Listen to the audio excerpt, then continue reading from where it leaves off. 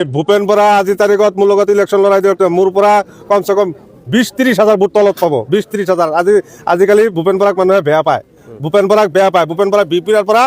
আহি যে ৰঙা নদীত খেলিব বিচাৰি আছে বিপিআৰ কেলে নেখেলে তাৰ ভোট হ'ল বিপিআৰ খেলিব লাগিছিলে ৰঙা নদীত কেলে আহিছে ভাবিছে মিয়া মানুহে তাক ভোট দিয়ে থাকিব কংগ্ৰেছে ভাবি আছে মিয়া মানুহে চব বুৰ্বক আমি লাষ্টত যাম ভোটকেইটা লৈ গুচি আহিম হা ৰাস্তা ঘাট আপুনি চাইছে ৰাস্তা ঘাটৰ কিবা এটা অৱস্থা আছে নেকি মানুহ চাইকেল মাৰি যাব পাৰে নেকি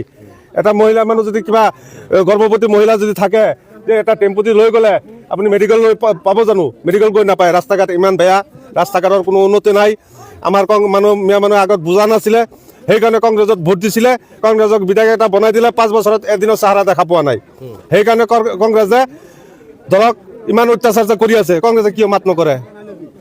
ইমান যে এই মানুহৰ যে অত্যাচাৰ কৰি আছে আগত মাত কৰিব লাগিছিলে সিহঁতে কোনো মাত নকৰে সিহঁতে লাষ্ট মানে এনেকৈ পৰ্দা দি ঢাকি থয় লাষ্টত আহিব 15-20 দিন আগত আহিব গাড়ী 20-50টা লৈ আহিব মানুহক মানে টুপি লগাই ভোটটো ল'বলৈ আহিব মানুহ এতিয়া সজাগ হৈছে এইবাৰ মানুহ সজাগ হৈছে কংগ্ৰেছক হৰ জেগাত আমাৰ ৰঙানদী সমষ্টি বুলি নহয় হৰ সমষ্টিতে কংগ্ৰেছক এইবাৰ বহিষ্কাৰ কৰিব এই কথা ৰাষ্ট্ৰীয় ওলামা কাউন্সিল এইবাৰ ৰঙানদী সমষ্টিৰ পৰা বিধায়ক হ'ব লাগে ৰাইজে বিচাৰি আছে ইয়াত কোনো কংগ্ৰেছ কোনো বিজেপি কোনো এজিবি কোনো ৰাইজৰ দল কোনো ইয়াত মানে কোনো থান নাই ৰাইজে যাক লিডাৰ হিচাপে আঁকোৱালি লৈছে মোক লিডাৰ হিচাপে ভাবি লৈছে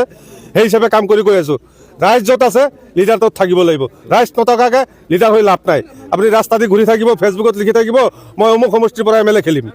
অমুক সমষ্টিৰ পৰা বিধায়ক হ'ম সেইটো হ'লে নহ'ব ৰাইজৰ গ্ৰাউণ্ড ৰিপৰ্টত আহিব লাগিব ৰাইজৰ মানে পদূলি আহিব লাগিব